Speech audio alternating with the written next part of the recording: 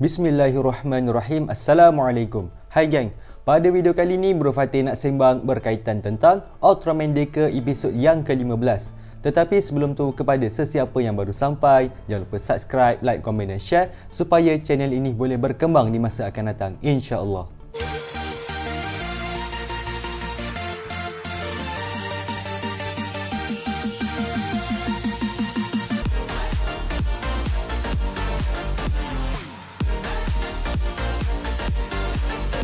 Okay, bermula daripada episod ke-14, kita nampak yang jalan cerita Ultraman Deka dah masuk ke fasa yang kedua.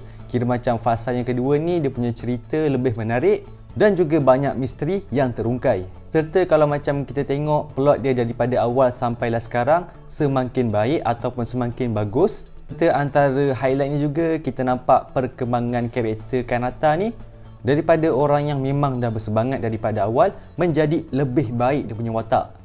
Episod ke-15 ni juga banyak kata-kata motivasi yang diorang sajikan ataupun diorang terapkan dalam episod kali ni. Macam identiti Prof Asakage tu pun dah terungkai. Mula-mula Bro Fatih ingatkan dia ni adalah Ultraman Zero, tapi rupa-rupanya dia adalah villain dalam Ultraman Deka. Serta dia juga dalang kenapa Spear menyerang bumi.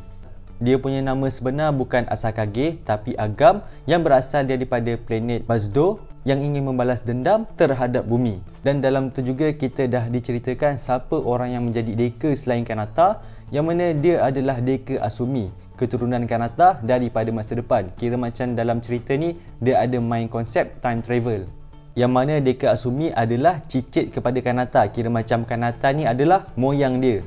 Dia juga ada ceritakan keadaan di masa hadapan, yang mana kalau macam ikut timeline yang asal, manusia pada masa tu memang dah membangun di luar angkasa. Tapi lepas manusia bertemu dengan makhluk yang bernama Spear, di masa depan dia ceritakan ada bantuan daripada lain yang menolong manusia, iaitu Yuzare dan juga Ultraman Dyna.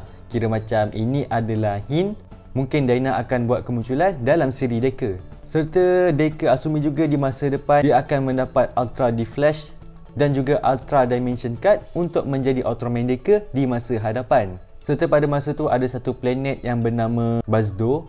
Masa tu planet tu telah diserang ataupun ditelan oleh Spear. Salah seorang daripada penduduk planet tu yang bernama Agam, dia menjadi dendam kepada manusia kerana dia ingatkan bumi lah penyebab kenapa planet yang lain ditelan ataupun diserang oleh Spear.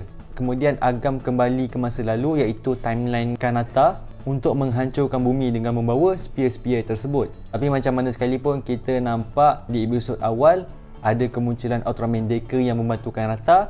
Sebenarnya itu adalah Deka Asumi, dia punya cicit yang menghantar Ultra D-Flash ke masa lalu dengan harapan dia punya kekuatan cahaya Deka ni dapat digunakan oleh seseorang. Dan orang yang dapat kekuatan cahaya Deka tu adalah moyang dia sendiri, iaitu Asumi Kanata. Lepas tu kita nampaklah yang Asumi Kanata akan berubah menjadi Ultraman Deka dan bertarung dengan Spear di zamannya.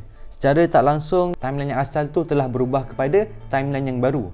Serta di timeline yang berubah ni, tiba-tiba Kanata dapat form yang baru, iaitu Ultraman Deka Dynamic Type, yang mana tak pernah muncul dalam timeline asal ataupun dalam timeline dia punya cicit Deka Asumi. Serta masa kemunculan Dynamic Type tu, kita nampak memang ada vibe-vibe seperti mana Ultraman Z dengan Haruki di episod ke-15 juga, ketika dia mendapat kekuatan Ultraman Z Delta Rise Claw.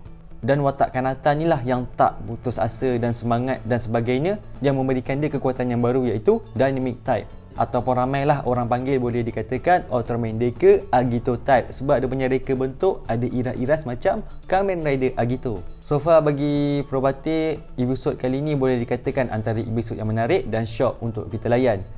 Itu saja bagi Bro Fatih untuk video pada kali ni. Maaflah jika ada kekurangan dan kesilapan. InsyaAllah semoga berjumpa lagi. Assalamualaikum.